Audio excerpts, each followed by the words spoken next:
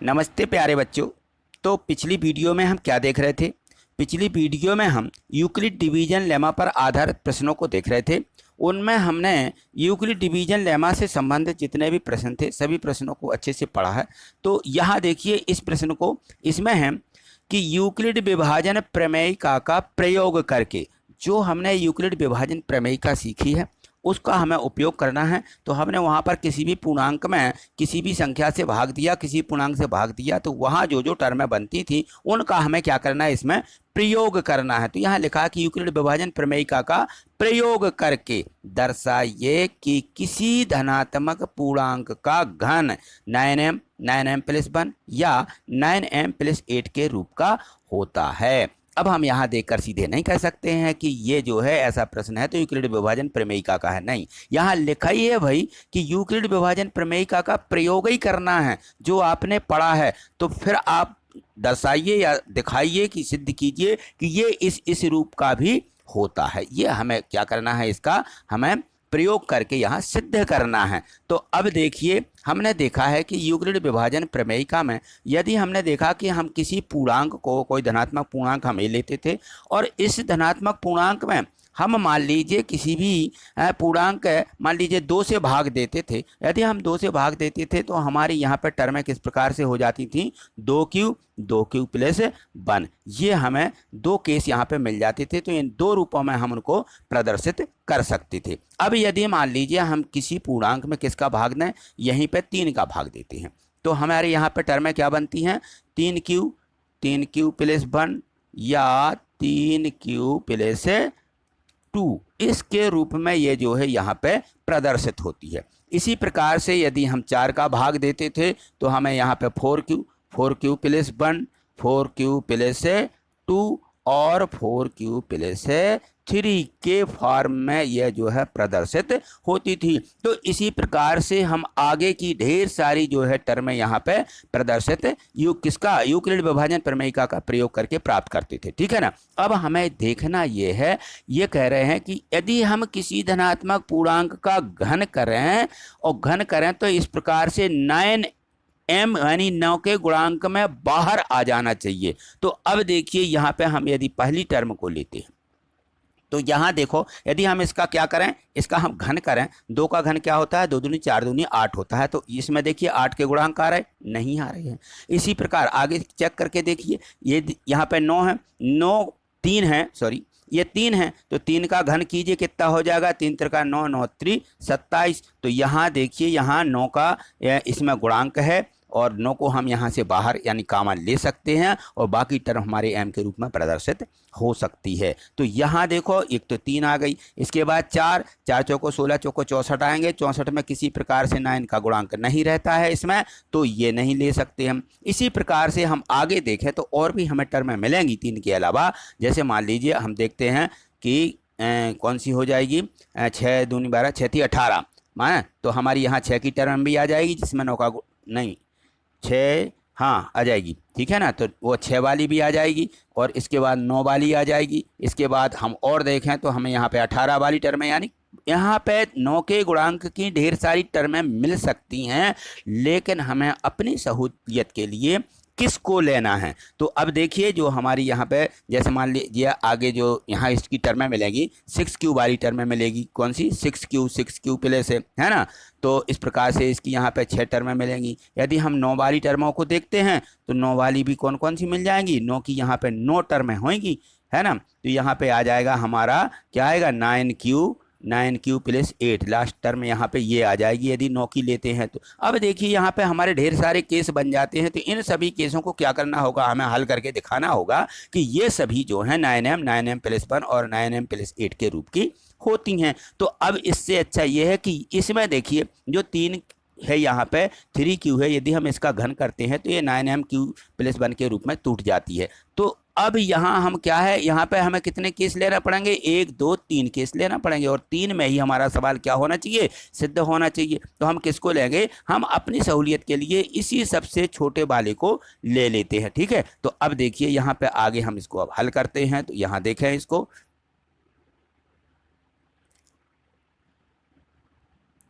इसको लेकर के हमें चलना है।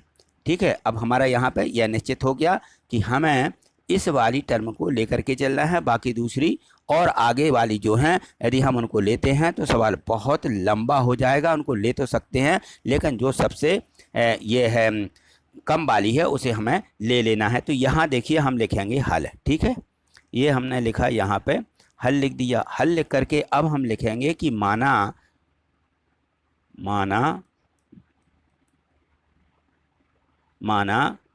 कि एक धनात्मक पूर्णांक है, ठीक है, एक धनात्मक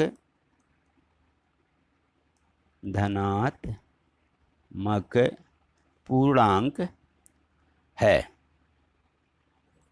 धनात्मक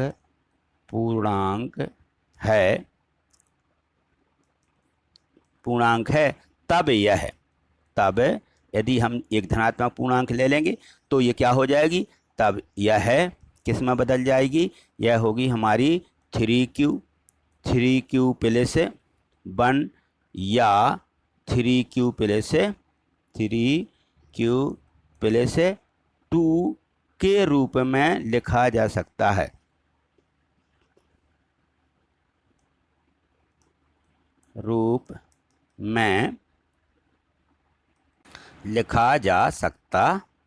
ठीक है, तब हम इसको इस रूप में लिख सकते हैं, लिखा जा सकता है, ये हमने मान लिया, ठीक है ना, इस रूप में हम इसको लिख सकते हैं। तो अब आगे देखिए हमें क्या लेना है, हमारे यहाँ पे जो है 3 केस बन जाते हैं, या तो हम 3q लें, 3q प्लस 1 लें, या फिर 3q प्लस 2 लें। अब जब हम इस तीनों को हल करेंगे तो देखते हैं हमें क्या क्या रिजल्ट मिलते हैं। तो यहाँ देखिए हम सबसे पहले क्या लेंगे, केस फर्स्ट को लेंगे, केस फर्स्ट, ठीक है ना, इसमें हम क्या लेंगे, a बराबर क्या हो, 3q हो, a बराबर क्या, 3q। अब हमें क्या करना है, ये हमारा पूर्णांक 3q हो गया, तो अब हम क्या करेंगे, इसका हमें घन करना है। तो हम यदि a का घन करें कि a का घन बराबर 3q का घन, क्योंकि हम जो भी करते हैं तो दोनों पक्षों में करते हैं इसलिए इसका भी घन हो जाएगा। तो यहाँ पे क्या मिल जाएगा हमें, यहाँ मिल जाएगा a³ बराबर 3 का गुणा 3 तिरका 9, 9 तिया 27, क्योंकि यहाँ पर 3 की घात है। जब 3 की घात लगी होती है तो हम क्या करते हैं, 3q गुणित 3q गुणित 3q ऐसा लिखेंगे। तो 3 तिरका 9, 9 त्री 27, q, तो q पर 3 की घात आ जाएगी, है ना। तो यहाँ क्या लिख देंगे हम, 27q पर 3 की घात, ये आ जाएगी। अब देखिए यहाँ पर इस फार्म को हम जो है 9 के गुणांक के रूप में तोड़ सकते हैं। 9 एकम 9, 9 दूनी 18, 9 तिया 27 है, तो यहाँ 9 आ जाएगा और गुणा के रूप में कितना मिल जाएगा, यहाँ 3 मिल जाएगा और q का घन मिल जाएगा, ये मिल जाएगा यहाँ पे। तो यहाँ पर 3q जो है एक क्या है, एक पूर्णांक है। ये हम तो पहले से मान चुके हैं, यूक्लिड विभाजन जो हमने प्रमेय का जो हमने यहाँ पे इस रूप में लिखी है उसमें q हमारा एक पूर्णांक होता है। तो इसको हम कोई भी पूर्णांक ले लें, मान लीजिए 1 है, 2 है, 3 है, जो भी चाहें ले सकते हैं, लेकिन वह 9 के m के गुणांक के रूप में प्रदर्शित होगी। तो इसलिए यहाँ पे हमें लास्ट में लिख देना है, इसलिए a³ बराबर 9 यहाँ पे 3q की जगह m ले लेंगे तो 9 यहाँ पे लिख लीजिए m, ठीक है, ये m, और यहाँ लिख दीजिए, यहाँ पे लास्ट में हमें यहाँ पे लिख देना है कि m बराबर 3q का घन, और लिख सकते हैं तो एक पूर्णांक है ऐसा भी लिख सकते हैं, नहीं तो m बराबर इतना बस लिख दीजिए, ठीक है। आगे देखिए जो हमारा अगला केस है, तो यहाँ पर इसको एक धनात्मक पूर्णांक भी चाहो तो उसको भी आप दर्शा दीजिए। देखिए इसको यहाँ पे आगे लिख दीजिए कि ये जो है m बराबर 3q का घन एक धनात्मक पूर्णांक है, यानी हम यहाँ इसको पॉजिटिव इंटीजर्स में ऐसा बस लिख सकते हैं कि v प्लस VE पॉजिटिव, इसका मतलब होता है पॉजिटिव यानी धनात्मक, ठीक है। और यहाँ लिख दीजिए पूर्णांक है, क्या है, एक धनात्मक पूर्णांक है, इतना ये और इसमें लिख दीजिए तो क्लियर हो जाएगा। अब देखिए यहाँ पर हमने क्या किया, a का घन बराबर 9m आ गया, तो यहाँ ये पहली टर्म इसकी सिद्ध हो जाती है कि किसी धनात्मक पूर्णांक का घन 9m के रूप का होता है। बिल्कुल ये क्लियर हो गया। आगे देखिए अगला केस देखते हैं अब हम इसका, तो अगले केस को लिखेंगे यहाँ पर देखिए केस 2, ठीक है। यहाँ पे देखेंगे हम केस 2 ले लीजिए। इसमें हमें क्या लेना है, इसमें हमें ए बराबर क्या लेना है, जब लिख दीजिए, जब ए बराबर क्या हो 3q प्लस 1, ठीक है ना, 1 हो।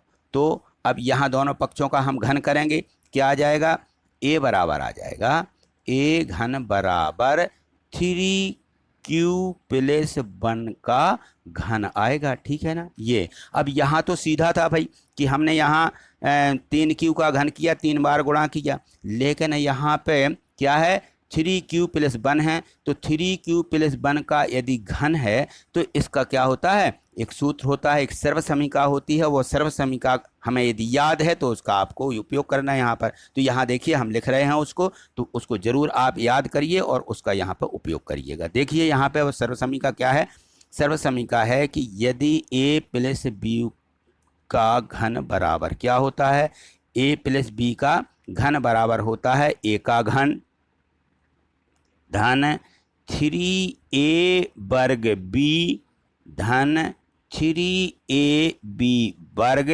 और धन b का घन। ये है सर्वसमीका, ये है वो सूत्र।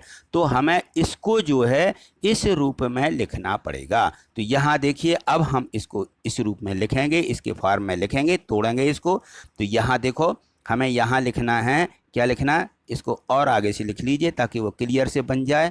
यहाँ हम लिखेंगे इसलिए 3q प्लस 1 का क्या होल क्यूब यानी घन बराबर। अब यहाँ एक ही जगह हमें क्या लिखना है, एक ही जगह हम 3q लिखेंगे, क्या लिखेंगे, एक ही जगह पर जहाँ पे a है वहाँ पे हमें 3q लिखना है, और ये एक जो है ये हमारा इस b की जगह पे है, ठीक है ना। तो यहाँ जहाँ पर भी हमें a है वहाँ हम 3q लिखते जाएंगे, और जहाँ b है वहाँ पर 1 लिखते जाएंगे। तो आगे देखिए इसमें हमें इसमें रख देना है, ठीक है। अब हम एक ही जगह क्या लिखेंगे, 3q लिखना है। ये देखिए हमने यहाँ पे 3q लिख दिया और इस प्रकार से इसका घन लगा दिया धन। अब यहाँ पे 3 लेंगे, ये सभी एक दूसरे के क्या हैं, गुणांक हैं, तो हम यहाँ गुणा भी लगा देंगे, 3 गुणित। अब एक ही जगह क्या लेना, 3q लेना है, वर्ग लगा हुआ है तो वर्ग लगाएंगे 3q, और इसका क्या आ जाएगा, ये वर्ग लगा देंगे, और फिर 3 के ये वर्ग के बाद b है तो ये भी गुणांक में है, तो इसको यहाँ पे b को भी हम गुणांक के रूप में लिखेंगे, b बराबर क्या है, 1 है, तो यहाँ आ जाएगा 1, ठीक। इसके बाद धन है, धन लगा दीजिए, 3 गुणित a का मान कितना है 3q, तो यहाँ एक ही जगह 3q लिखना है, 3q अब आएगा यहाँ पे गुणित, और b की जगह हमें क्या लेना, 1 लेना है, तो यहाँ 1 का वर्ग लिखेंगे, 1 का वर्ग 1 ही होता है, तो चाहो तो पहले वर्ग लगा लीजिए, ठीक है। ध्यान रहे यहाँ धन क्या लेना है, b का घन यानी 1 का घन, तो यहाँ पर भी आप 1 का घन ऐसा लगा दीजिए। अब इसको हल कीजिए, क्या आता है, तो यहाँ देखिए हम इसको हल करते हैं तो हमें मिल जाएगा 3 का 3 बार गुणा करना, जो कि हम अभी कर चुके हैं, क्या आया 27q का घन। यहाँ 27q का घन लिख लीजिए, 27q का घन ये आ जाएगा। अब यहाँ देखो 3q का वर्ग है और गुणा में 3 है, तो 3 तिर का 9 आएंगे और q का वर्ग आ जाएगा, और 9 का फिर हमें 3 में गुणा करना है, तो यहाँ भी हमें 27 मिल जाएंगे, और q का क्या मिलेगा, वर्ग मिल जाएगा। यहाँ पे हम 27 लिख देंगे, 27, यहाँ पे q का वर्ग है तो यहाँ क्या लिखेंगे, यहाँ हम यहाँ पे q का वर्ग ऐसा लिख देंगे, और फिर इसका यदि 1 का गुणा करें तो ये 27 q का वर्ग ही होगा, क्योंकि 1 के गुणा का मान वही संख्या प्राप्त होती है, ठीक। आगे देखिए यहाँ पे धन लगाएंगे, अब इनका गुणा करो तो 3 तिर का 9 आएंगे और q आ जाएगा, ठीक है। 1 का वर्ग 1 ही होता है, 1 का गुणा करेंगे तो 9q आएंगे। अब देखिए 1 का घन लगा हुआ है, 1 पर 3 की घात है तो 3 बार गुणा करेंगे, 1 का तो 1 ही मिलेगा, यहाँ हम 1 लिख देंगे, ठीक। तो ये हमने सर्वसमीका का प्रयोग करके ये 9q प्लस 1 को यहाँ पे तोड़ लिया है, तो ये इस फॉर्म में बदल गया। अब देखिए यहाँ पर हम देखते हैं कि जो पूरी ये टर्म लिखी हुई है यहाँ पर ये देखिए, इसको इसमें 27 है, ये भी 9 का गुणांक है, यहाँ भी 9 का गुणांक हो सकता है, यानी 9 यहाँ से हम बाहर ले सकते हैं, और यहाँ पे तो 9q लिखे हुए हैं, तो इन तीनों में से क्या करना है, हमें 9 को बाहर निकाल लेना है। तो देखिए यहाँ पर हम 9 को बाहर निकाल लेते हैं, ठीक है। यदि हम इसको 9 को यहाँ पे बाहर निकाल लें इस प्रकार से, तो यहाँ क्या बच जाएगा, यहाँ देखो यहाँ बचेगा 9 तिया 27, 3 मिलेंगे और क्यू का क्या मिलेगा, घन मिल जाएगा। ठीक है, और यहाँ पर भी 3 मिलेंगे और क्यू का वर्ग मिल जाएगा। ठीक, और यहाँ पर 9 बाहर हो जाएंगे तो क्यू अकेला बचेगा, यहाँ पे यहाँ क्यू बचेगा। बस इसमें से हमने क्या किया, 9 को बाहर किया है और यहाँ धन के रूप में एक ज्यों का त्यों लिख देंगे। तो अब देखें यहाँ पर जो 3q का घन है धन 3q का वर्ग धन q है, तो q क्या है हमारा यहाँ पे एक पूर्णांक है, तो q बराबर हम 1 2 3 कुछ भी रख सकते हैं, कोई भी पूर्णांक कोई भी संख्या रखें, तो जो यहाँ पे संख्या मिलेगी उसमें हम 9 का गुणा कर देंगे और बाकी इसको लिख देंगे। तो ये क्या हो जाएगी, ये जो है पूरी संख्या हमारी इस प्रकार से बदल जाएगी कि यदि हम उसमें 9 का गुणा करते 1 जोड़ देते तो एक संख्या हमें पूर्णांक प्राप्त हो जाता है, यानी ये इसके रूप में हम इसको लिख सकते हैं। तो इस पूरे को हमें क्या करना है, m के रूप में मान लेना है। जो यहाँ पर ये पूरा कोष्टक के अंदर आया है ये हमारा क्या है, एक m के बराबर है, क्योंकि m को हम क्या मान रहे हैं, एक पूर्णांक भी मान रहे हैं और q भी यहाँ पर एक पूर्णांक है। तो यहाँ हम क्या लिख देंगे, इसलिए लिखेंगे कि a का घन बराबर, ये आया, a का घन बराबर 9m और यहाँ पे प्लस 1 आ जाएगा, इसको यहाँ पे प्लस 1 लिख देंगे और यहाँ पर लिख देंगे हम कि इस पूरी टर्म को हमने क्या माना है, m माना है। तो हम लिखेंगे जहाँ, ऐसा लिख दीजिए, जहाँ 3 या m बराबर, जहाँ m बराबर 3q का घन धन 3q का स्क्वायर और धन q क्या है, एक धनात्मक पूर्णांक है। q यहाँ पे प्लस लगा करके भी लिख देना, पॉजिटिव इसका मतलब होता है धनात्मक पूर्णांक है, धनात्मक पूर्णांक है, या आप पूरा लिख दें यहाँ पे धनात्मक पूर्णांक है, पूरा लिख देना। ठीक है, क्योंकि आपकी कॉपी में स्पेस होगा, जगह होगी, इसमें जगह नहीं है तो हम थोड़े शॉर्ट करके चल रहे हैं। ठीक है, अब यहाँ पे देखिए हम देख रहे हैं कि ये जो दूसरा यहाँ पे टर्म थी 9m + 1, ये यहाँ पे सिद्ध हो जाती है कि हम यदि किसी पूर्णांक का, धनात्मक पूर्णांक का घन करते हैं तो ये इस रूप में लिखी जा सकती है। देखिए ये यहाँ पे आ गया। अब देखिए आगे हम अगला केस हमारे पास है तो हम इसको भी लिखेंगे। यहाँ देखिए, यहाँ हम लिखेंगे केस कौन सा रह गया हमारा, तीसरा। ठीक है ना, अब हम यहाँ पे लिखेंगे तीसरा और लिखेंगे कि जब, यहाँ क्या लिखना है हमें, जब क्या हो हमारा यहाँ पे a बराबर हम क्या लेंगे 3q + 2 हो। ठीक है, अब इसको ले रहे हैं तो अब देखिए यहाँ पर हम क्या करेंगे, दोनों पक्षों का घन करेंगे। तो यहाँ पर भी वही स्थिति बनेगी कि a का घन बराबर यहाँ आ जाएगा 3q + 2 का घन आएगा। यहाँ पे हमें घन लिखना, ये घन लिख दिया। अब देखिए इसको आगे यहाँ पर देखते हैं, पहले इसको जो है आप जो है इसको नोट कर लें, नोट करने के बाद फिर यहाँ आगे देखते हैं। तो आपने नोट कर लिया, देखिए अब यहाँ पे हम इसको साफ कर देते हैं, ये हमने नोट कर लिया है। ठीक है, यहाँ देखिए क्योंकि इसमें नीचे जगह नहीं है, यहाँ देखते हैं।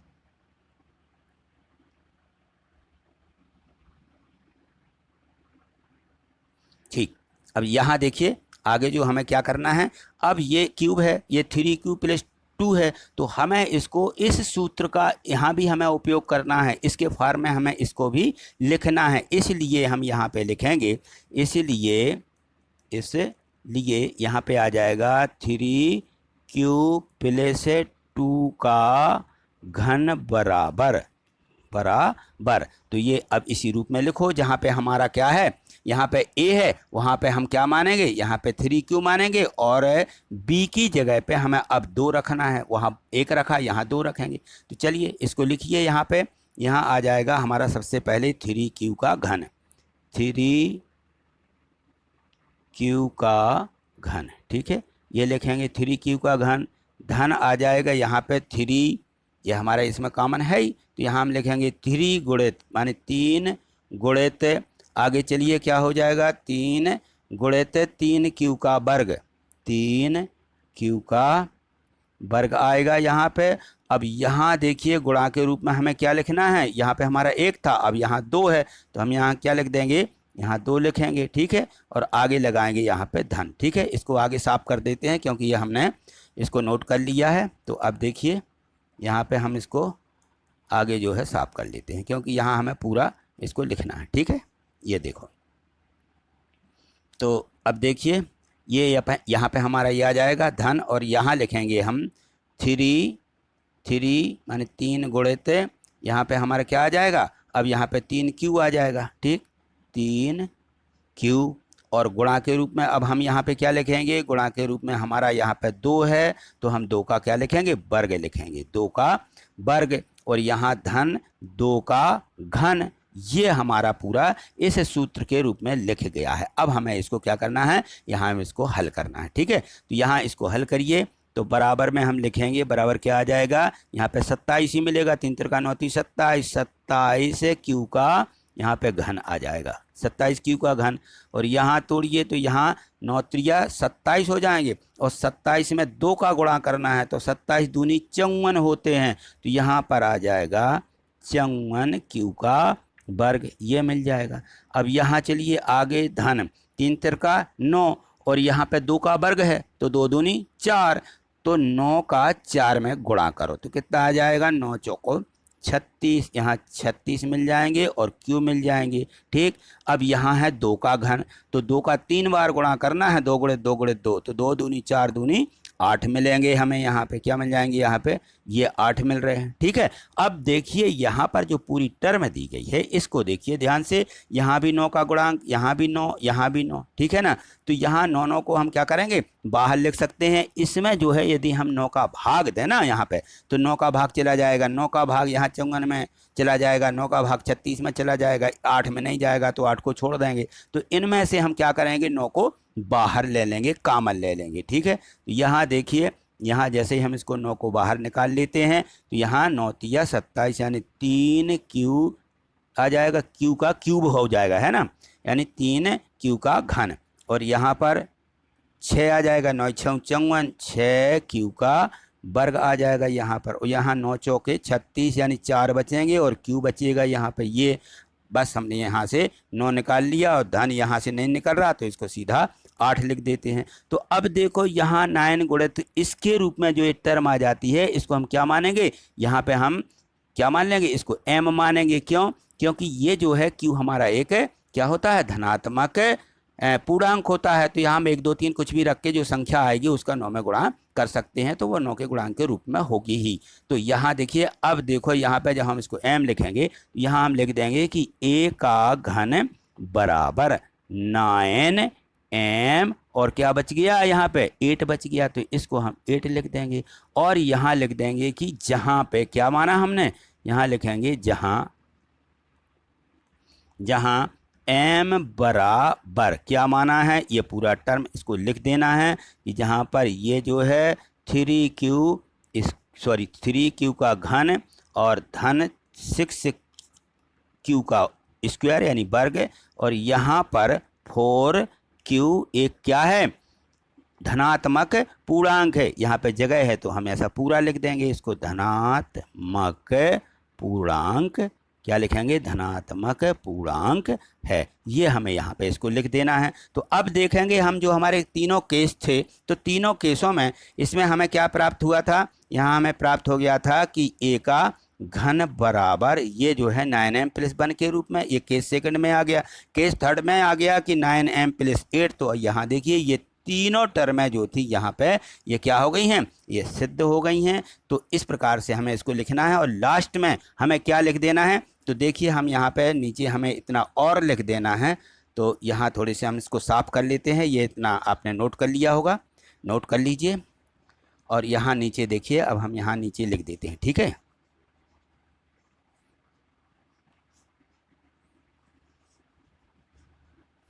सबसे लास्ट में हमें ये जरूर लिख देना है, यहाँ लिखेंगे हम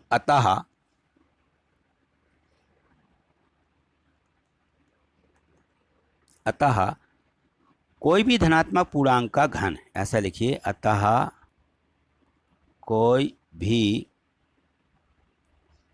धनात्मक पूर्णांक का घन 9m प्लस 1 या 9m प्लस 8 के रूप में होता है, के रूप का